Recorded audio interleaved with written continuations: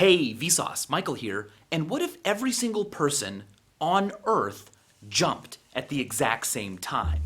Could it cause an earthquake, or would we not even be able to tell? Well, first things first, let's talk about the Earth's rotation. The Earth spins, it's why we have night and day, and it spins quickly. At the equator, the Earth is spinning at more than 1,000 miles per hour. Now, a spinning ice skater can speed up by moving mass closer to the center, and the Earth is no different. In fact, if you get down on the ground right now and move your mass closer to Earth's center, technically, you will speed up Earth's rotation, making this day shorter. Now, the change that you would make to the Earth's rotation is way smaller than we could even measure, but it is calculatable, and the impact can be quite impressive when you talk about redistributing more mass than just one person. For instance, last year, the earthquake in Japan redistributed so much of Earth's mass towards the center that every day since then has been 1.8 microseconds shorter. But that was a giant geological event. What can us humans do to the Earth all on our own? I mean, there are more than 7 billion of us now. What if we all got together in one place and jumped? Well, what would that even look like? Interestingly, if you took the entire human population of Earth and had them all live in one place with the same density that people live in New York City, you could fit everyone, all of us, into the state of Texas. But that's living, not standing around in a crowd, which is how we would probably want to do the jump. If every single person alive right now on Earth stood shoulder to shoulder, you could fit all of us into the city of Los Angeles. It would be an incredible sight to behold, a mere 500 square miles containing every single person on Earth. Okay, so then we jump. What happens? Unfortunately, not much. I mean, we're all awesome people here on Earth, but our collective mass compared to the mass of the entire Earth, it's like nothing. In fact, dot physics calculated that if all of us were to get together in one location and all jump 30 centimeters into the air at the exact same time, we would push Earth away from us a tiny amount. Earth would only move away from us about 1/100th of the width of a single hydrogen atom. And here's another thing.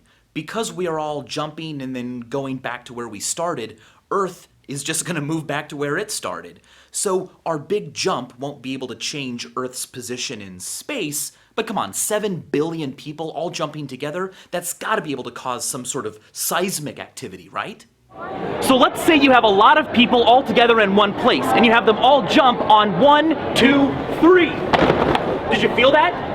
Well, the BBC did this with 50,000 people and discovered that 1.5 kilometers away, it only registered as a 0.6 on the Richter scale. You would need 7 million times more people than even live on Earth right now to jump at once to recreate the earthquake that recently happened in Japan. So, even though we're all awesome, compared to the size of the Earth, we're not much.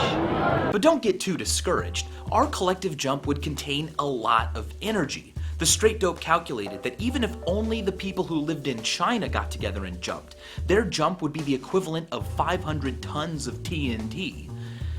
Of course, 500 tons of TNT doesn't do much to an Earth that weighs 6 sextillion 588 quintillion tons. To make yourself feel more powerful, pick a card. I've got 10 of them here. Let's say you choose this one.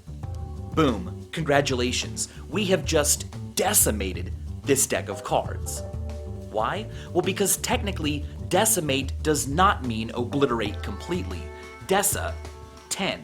It means to take away 1/10 of something. So the next time you take a quiz and don't do so well on it, you only get 10%, well, sure, that's an F. But by getting 10% of them right, you decimated that quiz. And since we've been talking about crowds, let's talk about YouTube crowds, YouTube audiences, that view count that you see at the bottom of every video, and get some perspective on it. We'll begin with Dunbar's number. It's an estimation of the maximum number of people we can have stable social relationships with at a given moment, and it's based on the size of our neocortex.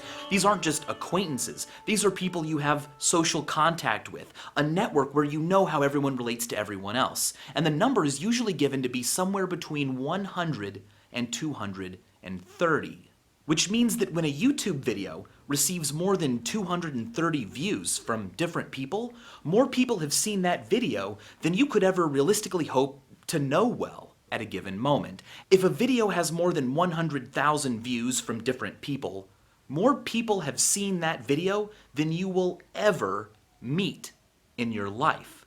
And by meet, I mean shake hands with, learn their name, talk to them for a bit. I mean, think of it this way.